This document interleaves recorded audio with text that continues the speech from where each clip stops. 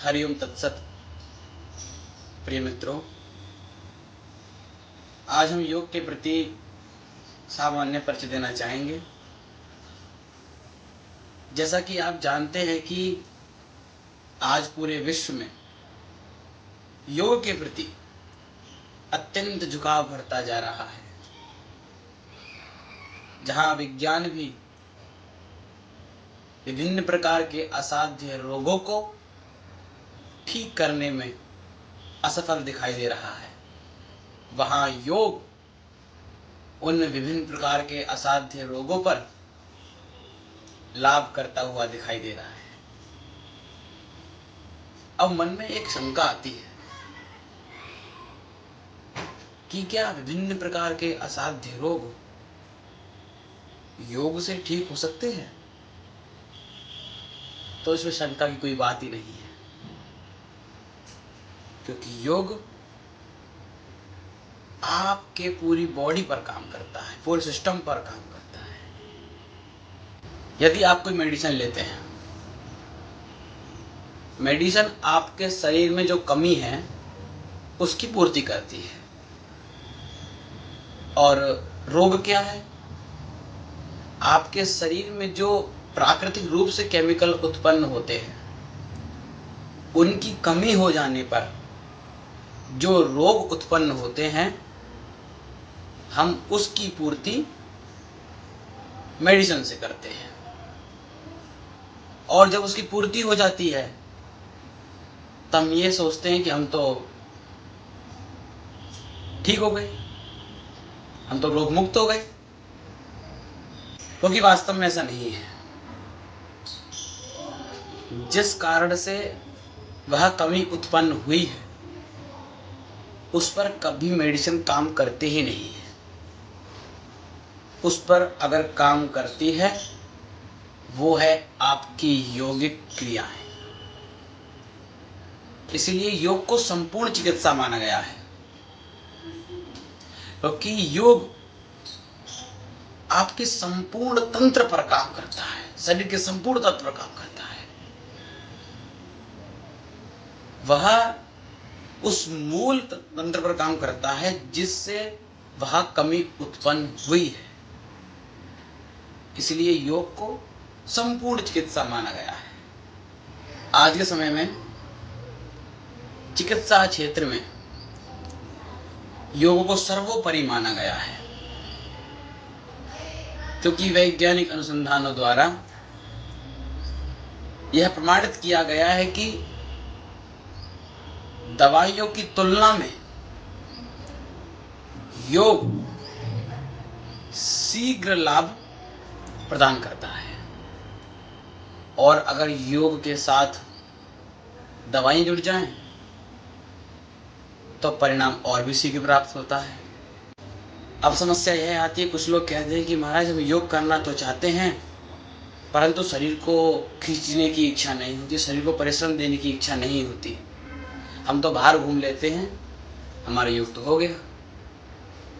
परंतु ऐसा नहीं है, ये सोच गलत है। देखिए, जिम जाना, बाहर टहलना, दौड़ लगाना, विभिन्न प्रकार के जो क्रियाएं हैं जो शरीर को थकाने की है, जिससे शरीर थकता है, वो सब व्यायाम की श्रेणी में आती है, या ना कि योग। क्योंकि दोनों के परिणाम, दोनों के लाभ बिल्कुल भिन्न हैं। जैसे कि योग आपके शरीर को थकाव से दूर करता है और व्यायाम आपके शरीर को थकाता है। व्यायाम से आपकी श्वास की गति तेज होने लगती है, जबकि योग से आपकी श्वास की गति नियंत्रित होने लगती है। व्यायाम से आपके शरीर की नस नाड़ियां अकड़ने लगती हैं, जबकि योग से आपके शरीर की नस नाड़ियों में लचीलापन आता है। इसलिए मुनियों ने, ऋषियों ने योग को सर्वोपरि रखा है। इसलिए योग से शरीर शुद्ध होता है, और जब शरीर शुद्ध होता है तो मन स्वतः शुद्ध हो जाता है। योग करने वाला व्यक्ति 200% जीवन जीता है। 100% भौतिक और 100% आध्यात्मिक जीवन जीने का अनुभव प्राप्त करता है। इसलिए उसके अंदर जीवन का आनंद लेने की इच्छा कई गुना बढ़ जाती है। यह अनुभव का विषय है। जो करता है वही इसको अनुभव कर सकता है। सिर्फ चर्चा मात्र से कुछ नहीं होता। आप करोगे तो आपको अनुभव मिलेगा। जब तक आप अपने जीवन में योग को उतारोगे नहीं, तब तक आपको अनुभव प्राप्त भी नहीं होगा। जिस दिन आप योग को अपने जीवन में उतार लिए, उस दिन से आपको जीवन जीने का आनंद, जीवन जीने के आनंद का अनुभव धीरे धीरे धीरे धीरे प्राप्त होना प्रारंभ हो जाएगा।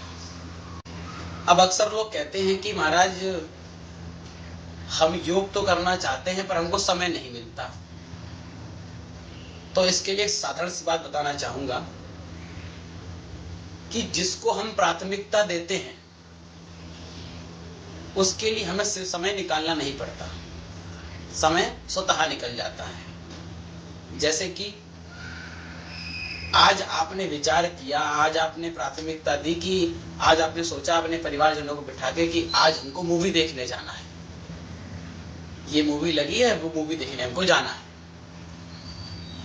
तो घर के सारे सदस्य अपने काम को जल्दी जल्दी जल्दी जल्दी करके समय निकाल लेंगे। समय क्यों निकालेंगे? क्योंकि आपने मूवी को प्राथमिकता दी है।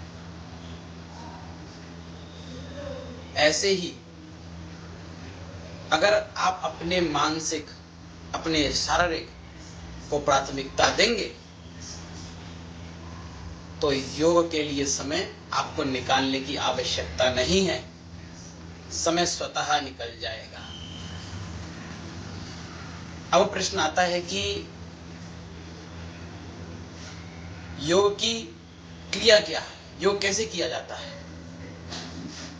तो ये चीज हम आपको अगली वीडियो में बताएंगे कि योग का मौलिक आधार क्या है, योग की क्रिया क्या है, योग ढंग से सही तरीके से किस किस वस्तु के लिए, किस किस कौन कौन सा अभ्यास किस क्रिया के लिए बना है, कौन सा प्राणायाम किस लिए बना है, वो सारी चीज हम आपको अगली वीडियो में बताएंगे। हरिओम तत्सत।